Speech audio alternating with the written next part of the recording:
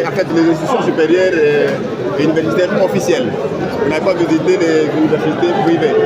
Mais il y a l'université CAM qui est ici, dont la faculté de médecine a été fermée par vous. Mais la population réclame la rouverture. Est-ce que vous êtes prêts pour le faire, surtout que nous sommes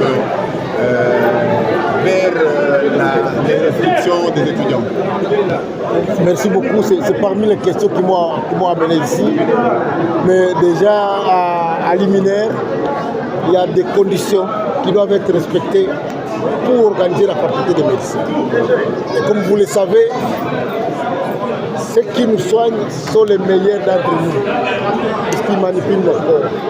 Donc nous avions envoyé une commission ici, et la commission avait estimé que cette université ne remplissait pas les conditions pour organiser la faculté de médecine.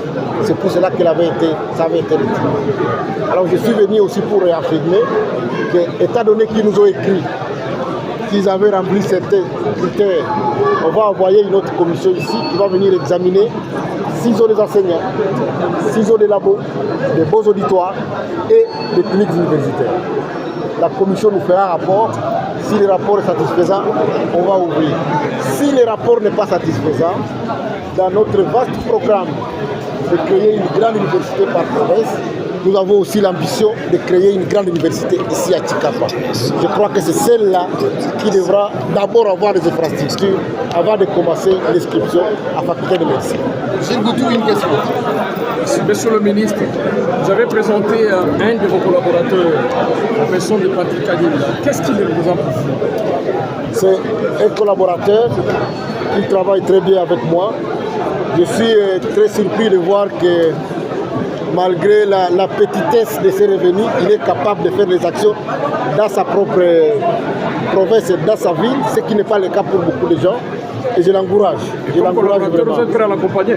En tout cas, je crois que je dois l'accompagner. Après ce que j'ai vu, je crois que je dois l'accompagner. Top Congo. Monsieur le ministre, que signifie le remplacement constaté ces derniers temps à la tête des instituts supérieurs dans la ville? Est-ce la médiation que vous avez constatée de la part de ceux qui ont géré ces institutions? Vous savez que depuis que je suis là, je prône un management rationnel et agressif.